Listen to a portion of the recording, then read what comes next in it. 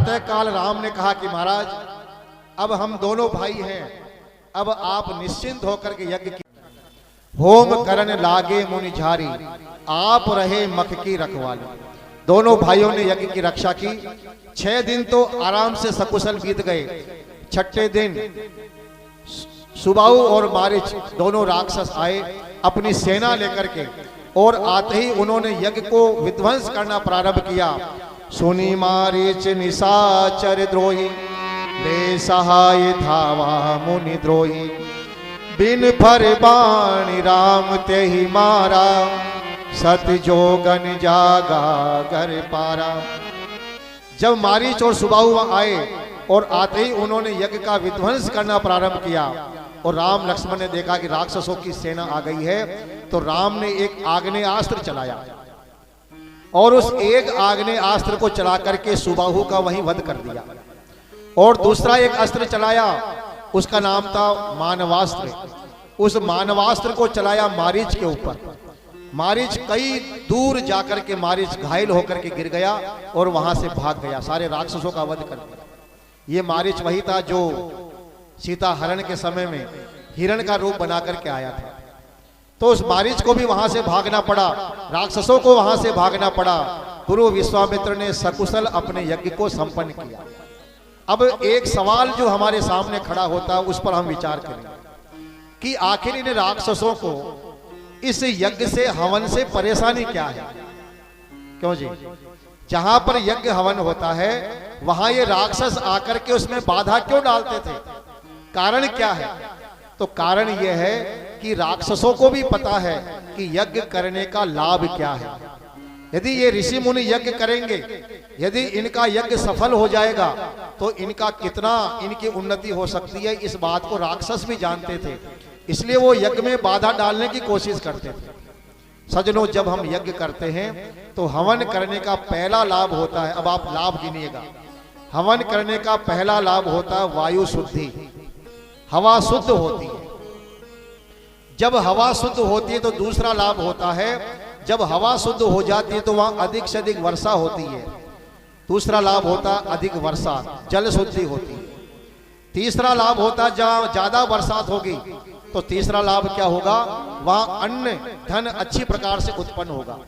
और जहां अन्न ज्यादा पैदा होता है वहां के व्यापारी भी बहुत धनवान होते हैं, क्योंकि किसानों के पास जब धन आता है वो सारा का सारा धन घूम फिर करके व्यापारियों के पास आता है। तो जहां जिस देश के किसान अच्छे होंगे, संपन्न होंगे, उस देश का व्यापारी वर्ग भी संपन्न होगा। और जिस देश में अच्छा अन्न होगा, शुद्ध अन्न जिस देश में होगा, वहां के लोगों का मन भी जैसा खाए अन्न, बोलो, वैसा होगा मन। जैसा अन्न खाते हैं वैसा ही मन होता है। इस बात को आप सब जानते हैं, समझते हैं ना? इसलिए हमारा अन्न भी शुद्ध होना चाहिए, क्योंकि अन्न से ही हमारा मन बनता है। अन्न का सबसे पहले रस बनता है, रस का रक्त बनता है, मांस, मज्जा, अस्थि, मेद, शुक्र, ओज, और उसके बाद में बनता है मन। तो मन भी एक ऐसा पदार्थ है जो हम भोजन करते हैं, उस भोजन का सबसे अंतिम भाग है मन, और उसका निर्माण होता है। इसलिए जैसा हम अपने मन को चाहते हैं वैसा हमें अन्न लेना चाहिए। भीष्म पितामह जब सरसैया पर लेटे हुए थे तो युद्ध समाप्ति के बाद में सारे कौरव और पांडव इकट्ठे होकर के उनके पास में आते थे और भीष्म पितामह उनको प्रवचन करते थे, उपदेश देते थे। तो एक बार भीष्म पितामह धर्म का उपदेश कर रहे थे, द्रौपदी भी वहां खड़ी थी। द्रौपदी को हंसी आ गई, द्रौपदी हंसने लगी। तो भीष्म पितामह ने अपना प्रवचन बंद कर दिया, बोलना बंद कर दिया और पूछा कि द्रौपदी, इतना गंभीर में उपदेश कर रहा हूं, सब लोग बड़े ध्यान से सुन रहे हैं, लेकिन तुमको हंसी आ गई, तुम हंसी क्यों? द्रौपदी ने कहा, बस पितामह तो हंसी तो ऐसे आ गई। बोले नहीं, तुम कोई साधारण स्त्री नहीं हो, तुम एक महारानी हो, विदुषी स्त्री हो, तुमको हंसी आई है तो जरूर इसमें कोई ना कोई कारण तो होगा। तुम्हारे हंसने का कारण क्या है? तो द्रौपदी ने सवाल पूछा। द्रौपदी ने कहा, पितामह, आज जब आप सरसैया पर लेटे हुए हो, मृत्यु आपके नजदीक है, आपका प्राणांत होने वाला है, तब आपको ये धर्म की बातें याद आ रही है। ये धर्म की बातें उस समय आपको याद क्यों नहीं आई जब भरी सभा में कर्ण जांग पीट करके मुझे जांग पर बैठने के लिए कह रहा था, जब भरी सभा में दुशासन मेरे कपड़े उतार रहा था, उस समय आपके धर्म की बातें आपको याद क्यों नहीं आई और आज आपको ये बातें याद आ रही है? तो पितामह ने इस बात को स्वीकार किया और उन्होंने कहा, द्रौपदी आज मेरे को धर्म की बातें इसलिए याद आ रही है कि मेरे शरीर से जो पाप का रक्त था वो रक्त बह गया है और उस समय मेरे को ये बातें याद आते हुए भी मैं कुछ नहीं कर पाया। क्यों? अर्थस्य पुरुषो दास है नास्ति दास अन्यस्य, कि मनुष्य धन का गुलाम होता है, जैसा वो अन्न खाता है उसका मन भी वैसा ही बन जाता है। तो मैंने तो दुर्योधन का ही अन्न खाया है, उस पापी का अन्न खाते खाते मेरा मन भी क्या हो गया? पापी हो गया। इसलिए मैं देखता हुआ भी मैंने आंखें बंद कर ली। भरी सभा में तेरा अपमान हो रहा था, मैं चाहता तो उसी समय दुशासन को मार सकता था, मैं चाहता तो उसी समय कर्ण और दुर्योधन को भी मार सकता था, लेकिन मैं कुछ नहीं कर पाया क्योंकि मैं अर्थ का दास बन करके रह गया। ये विषम पिता मैंने स्वीकार किया है कि मैंने जो पाप का अन्न खाया उसे अन्न का ही मेरे मन पर बुरा प्रभाव पड़ा। इसलिए हमारे घर में पाप का धन नहीं आना चाहिए। यदि हम पाप करके, रिश्वत लेकर, भ्रष्टाचार करके, गलत काम करके धन कमा रहे हैं तो निश्चित मानकर चलिए उस धन को जो भी उपयोग करेगा आपके परिवार में, आपके बच्चे, आपके परिजन, उन पर उस धन का बुरा प्रभाव पड़ेगा। वो बिगड़ेंगे, गलत काम करेंगे, उनका मन भी खराब होगा। इसलिए हमारे मनुस्मृति में, शास्त्र में लिखा, सर्वेषाम एव शोचानाम अर्थ शोचम परम स्मृतम। दुनिया में सबसे बड़ी शुद्धि यदि कोई है तो वो धन की शुद्धि है। यदि आप ईमानदारी से धन कमाते हैं, समझ लीजिए आप दुनिया के सबसे पवित्र व्यक्ति हैं। आपको किसी नदी में स्नान करने की आवश्यकता नहीं है, आपका तो जीवन वैसे ही शुद्ध है यदि आप ईमानदारी से मेहनत करके धन कमा रहे हैं। बेईमानी का धन हमारे जीवन घर में आएगा तो निश्चित रूप से वो पाप का अन्न हमारे घर का भी विनाश करेगा। लड़ाई झगड़ा होगा, बीमारियां होंगी, कुछ ना कुछ ऐसी समस्या आएगी कि वो धन हमारा गलत कामों में ही खर्च होगा। तो कहा कि जो हम हवन करते हैं, इस हवन से वायु शुद्ध हो रही है, जल शुद्धि हो रही है, धरती माता की शुद्धि हो रही है, अन्न की शुद्धि हो रही है। पांचवा लाभ है मन की शुद्धि और मन के साथ में विचारों की शुद्धि। सब लोगों के जीवन में उन्नति होती है यज्ञ के करने से। इसलिए होता है सारे विश्व का कल्याण यज्ञ से, होता है सारे विश्व का कल्याण यज्ञ से। जल्दी प्रसन्न होते हैं भगवान यज्ञ से, भगवान यज्ञ से। होता है सारे विश्व का कल्याण यज्ञ से।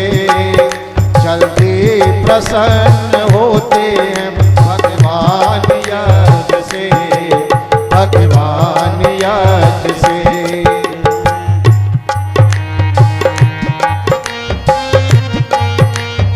होता है कन्यादान भी इसके सामने, होता है कन्यादान भी इसके सामने।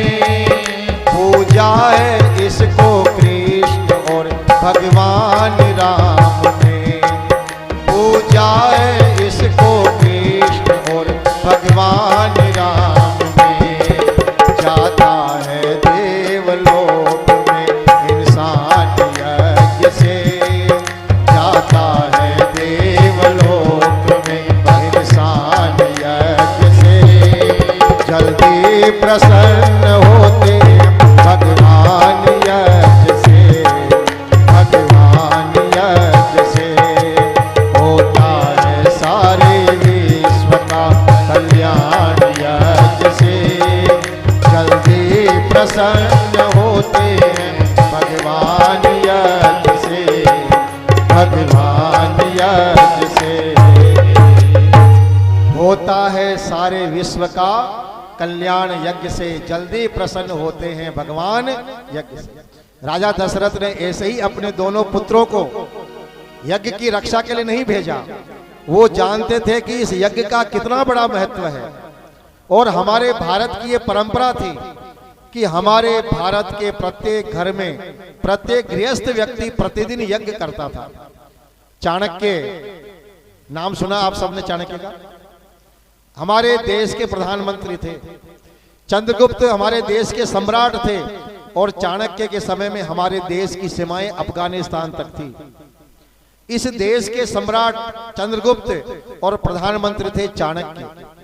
और उनका जो शासन व्यवस्था थी इतनी सुंदर व्यवस्था थी कि किसी प्रकार की कोई चोरी डकैती उनके राज्य में नहीं होती थी। क्यों नहीं होती थी इसका एक कारण समझिए आप। एक बार एक विदेशी यात्री आया भारत में, देखा कि इतना बढ़िया शासन व्यवस्था है, इतनी सुंदर व्यवस्था है, आखिर ये कौन कर रहा है? पता चला कि चाणक्य है।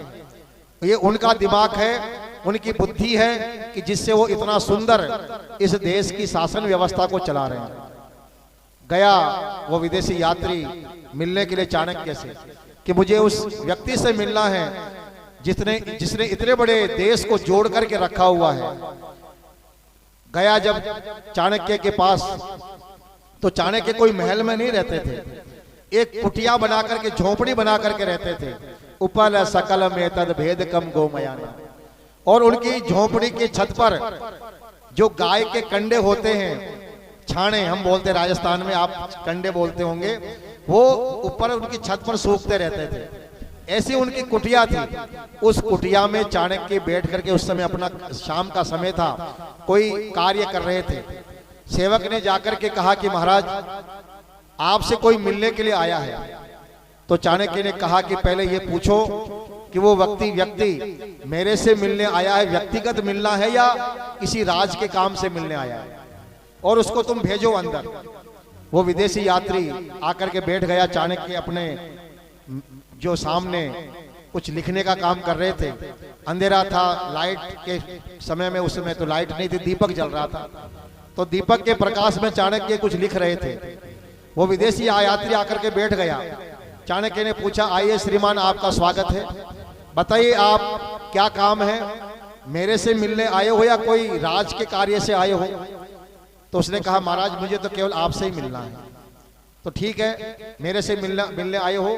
तो चाणक्य ने दूसरा दीपक जो पास में रखा था उस दीपक को जला दिया, और जो पहले दीपक जल रहा था उस दीपक को बुझा दिया। कहा कि हाँ, अब बताइए आपको मेरे से क्या बात करनी है, कैसे मेरे से मिलने आए हो? तो विदेशी यात्री ने कहा कि मैं तो आपसे कुछ पूछना था, जानने के लिए आया था, लेकिन यहां मैंने देखा कि जो दीपक पहले से जल रहा था आपने उस दीपक को बुझा दिया, और जो दीपक बंद था उसको आपने जला दिया। ऐसा क्यों किया आपने? दीपक तो एक ही जल रहा था, उसी को जलने देते। चाणक्य ने कहा कि देखो, जब तुम यहाँ आए तो मैंने आपसे पूछा कि आपको मेरे से मिलना है या आपको सरकारी काम से आए हो? तो आपने कहा कि मेरे आपसे व्यक्तिगत मिलने के लिए आया हूं। अब देखिए, जो दीपक जल रहा था पहले, ये सरकारी तेल से जलता है, और मैं सरकार का काम कर रहा था, इसलिए सरकारी तेल का उपयोग में कर रहा था। लेकिन अब क्योंकि आप मेरे से मिलने आए हो तो ये दीपक मेरा प्राइवेट है, अब ये मेरे तेल से जलेगा, इसलिए मैंने इस दीपक को जला दिया। अब बत पूछिए आपको क्या पूछना है? बोले महाराज कुछ पूछना नहीं है, सारे सवालों के जवाब तो यही मिल गए। अरे जिस देश का प्रधानमंत्री इतना ईमानदार हो, उस देश में भ्रष्टाचार कैसे हो सकता है? जिस देश का राष्ट्राध्यक्ष इतना मजबूत और चरित्रवान हो, उस देश में कोई कैसे गलत काम कर सकता है? सज्जनों, ऐसा चाणक्य हमारे देश के प्रधानमंत्री, उन्होंने एक श्लोक लिखा है, और वो लिखते हैं कि शमशानी तुल्यानी गृहाणी तानी। वो घर शमशान के समान हैं जिस घर में स्वाहा स्वाहा की आवाज नहीं आती है, जिस घर में यज्ञ हवन की आवाज नहीं आती है, वो घर शमशान के समान होते हैं। तो प्राचीन समय में हमारे भारत की परंपरा में हमारे यहाँ हर घर में यज्ञ होते थे, हवन होते थे। हमने यज्ञ करना छोड़ दिया। क्या करना शुरू कर दिया? केवल धूप लगाना शुरू कर दिया। हमारे राजस्थान में धूप लगाना बोलते हैं। कहीं जाते हैं मंदिर में देवता के, तो कंडे जला करके, थोड़ा घी डाल करके और अग्नि जल जाती है, बोले ये हमारा हो गया। धूप लगाना बोलते हैं हम लोगों ने कहा भाई इसमें भी घी का खर्चा होता है। फिर हमने घी के दीपक जलाने शुरू कर दिए। लोगों ने कहा भाई घी खाने को नहीं मिलता, दीपक में घी क्यों जलाएं? तो दीपक में घी डालना बंद कर दिया, दीपक में तेल डालना शुरू कर दिया। अब देखो यज्ञ करते थे, यज्ञ से हम कहाँ आगे, दीपक पर आगे। घी का दीपक जलाते थे, घी के दीपक की जगह तेल का दीपक जलाना शुरू कर दिया। और अब तो हम होशियार और हो गए। अब जहाँ हमारे घरों में देवताओं की तस्वीरें होती, जहाँ आप पूजा पाठ करते हो, वहाँ अब आप दीपक भी नहीं जलाते हो। क्या करते हो? बड़ा शॉर्टकट काम करते हैं। 2 अगरबत्ती ली, अगरबत्ती जलाई, 3 बार दाएं से बाएं घुमाई, लगाई, हाथ जोड़े और टाटा बाय बाय करके निकल जाते, बोले मेरी भक्ति हो गई। समझते साथ इसी से भगवान खुश हो जाएगा। तो हम अगरबत्ती पर आ गए। और अब तो कई होशियार लोग हैं, वो अगरबत्ती भी नहीं जलाते। उनके वहां 24 घंटे छोटा सा बल्ब जलता रहता है, लाइट का बल्ब। उनके भगवान के जहाँ देवी देवताओं की तस्वीरें होती है, वहां 24 घंटे वो लाइट का बल्ब ही जलता रहता है। बोले साहब हमारी तो जोत 24 घंटे जोत ही चलती रहती है। तो करते थे हम यज्ञ हवन, लेकिन करते करते हम कहाँ आगे, लाइट के ऊपर आ गए। कभी हमारे यहाँ दीपावली पर घी के दीपक जलते थे, अब देखो आप पूरा शहर लाइट से जगमगा रहा है। घी के दीपक जलाइए आप, कैसे हवा शुद्ध नहीं होती है। तो आज हमारी जो परंपरा थी, यज्ञ की परंपरा, भगवान कृष्ण ने गीता का 3रे अध्याय में यज्ञ के विषय में बहुत लंबा चौड़ा लिखा है। सयज्ञा प्रजा सृष्ट्वा पुरोवाच प्रजापति अनेन प्रस्विष्यध्वं वो तिष्ठत कामधुक्। अरे यज्ञ करो तुम्हारी सारी इच्छाएं पूरी हो जाएगी, ये भगवान कृष्ण ने लिखा है। और हमने यज्ञ करना ही छोड़ दिया, क्योंकि हम न कृष्ण की मानते न राम की मानते हैं। कृष्ण को तो मानते, लेकिन कृष्ण की गीता की बात नहीं मानते। तो आज राम कथा के माध्यम से हम आपसे निवेदन कर रहे हैं कि जो काम भगवान कृष्ण ने हमें करने के लिए कहा है कि हमें यज्ञ करना चाहिए। आपके इस मेहरौनी का सौभाग्य है कि यहाँ इस कार्यक्रम के तहत, इस 5 दिवसीय राम कथा के अंतर्गत रोज हम सुबह यहाँ पर 1.5 घंटा यज्ञ कर रहे हैं। और आप सभी से निवेदन कि आप सुबह 7:30 बजे से 9 बजे तक का समय है, केवल 1.5 घंटे का समय है। आप आइए, अपने परिवार सहित आकर के यज्ञ में बैठिए, यज्ञ में आहुति दीजिए और सीखिए कि यज्ञ कैसे किया जाता है। आप भी अपने घर में प्रतिदिन नहीं तो सप्ताह में, महीने में कभी न कभी अपने घर में यज्ञ करें।